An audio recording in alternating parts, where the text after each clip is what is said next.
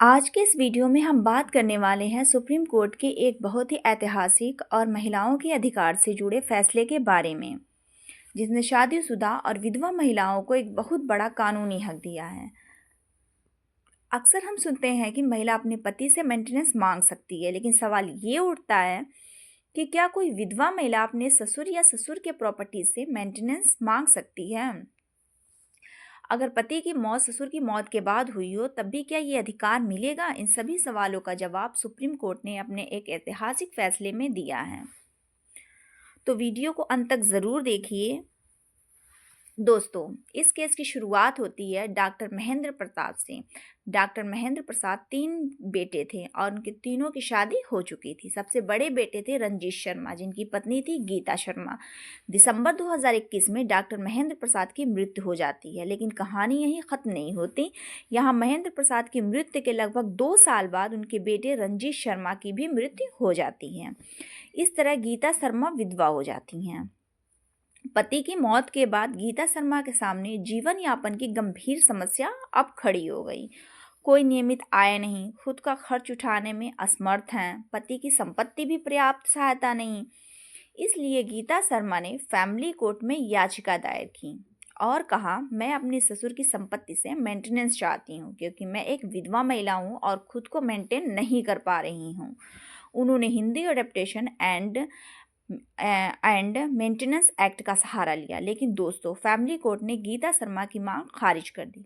Court का तर्क था, ससुर की मृत्यु पहले ही हो चुकी थी, पति की मृत्यु के बाद हुई, इसलिए गीता शर्मा ससुर पर डिपेंड नहीं मानी जा सकती है और इसी आधार पर मेंटेनेंस देने से मना कर दिया गया। हाई कोर्ट का रुख गीता शर्मा ने इस फैसले को हाई कोर्ट में चुनौती दी। हाई कोर्ट ने बहुत ही महत्वपूर्ण बात कही, कानून यह नहीं देखता कि महिला कब विधवा बनी, कानून सिर्फ ये देखता है कि महिला विधवा है या नहीं। अगर महिला विधवा है और खुद को मेंटेन नहीं कर पा रही है, तो उसे मेंटेनेंस का अधिकार है। हाई कोर्ट ने फैमिली कोर्ट का फैसला पलट दिया। इसके बाद मामला पहुंचा सुप्रीम कोर्ट के पास। सुप्रीम कोर्ट के सामने मुख्य सवाल था, अगर महिला विधवा ससुर की मृत्यु के बाद बनी हो, तो क्या वह फिर भी सुप्रीम कोर्ट ससुर की संपत्ति से मेंटेनेंस मांग सकती है? सुप्रीम कोर्ट ने section 21 Hindu adaptation and maintenance act का हवाला दिया। सुप्रीम कोर्ट का ऐतिहासिक फैसला। सुप्रीम कोर्ट ने साफ कहा, कानून में कहीं नहीं लिखा है कि विधवा कब बनी, यह महत्वपूर्ण है।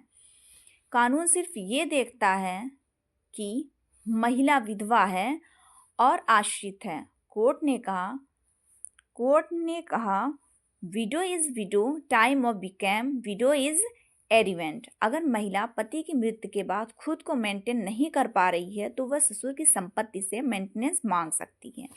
सेक्शन 22 की अहम भूमिका। सुप्रीम कोर्ट ने सेक्शन 22 पर भी जोर दिया। सेक्शन 22 कहता है, जिन लोगों को किसी मृत की व्यक्ति संपत्ति मिली है, जिनकी जिम्मेदारी है कि वह उस व्यक्ति पर निर्भर लोगों की देखभाल करें, यानी अगर ससुर की संपत्ति दूसरे वारिस को मिली है, तो वही लोग विधवा बहू को मेंटेन करेंगे। संविधान और महिलाओं का सम्मान।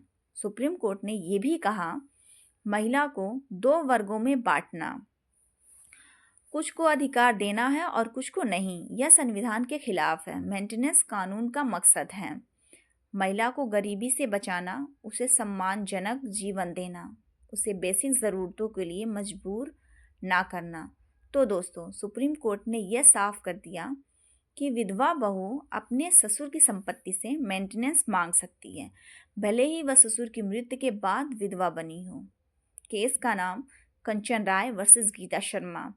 यह फैसला महिलाओं के अधिकारों की देश में एक ऐतिहासिक कदम है। अगर आपको यह जानकारी उपयोगी लगी हो, तो वीडियो को लाइक करें, चैनल को सब्सक्राइब करें और इसे ज़्यादा से ज़्यादा शेयर करें। धन्यवाद। जय हिंद।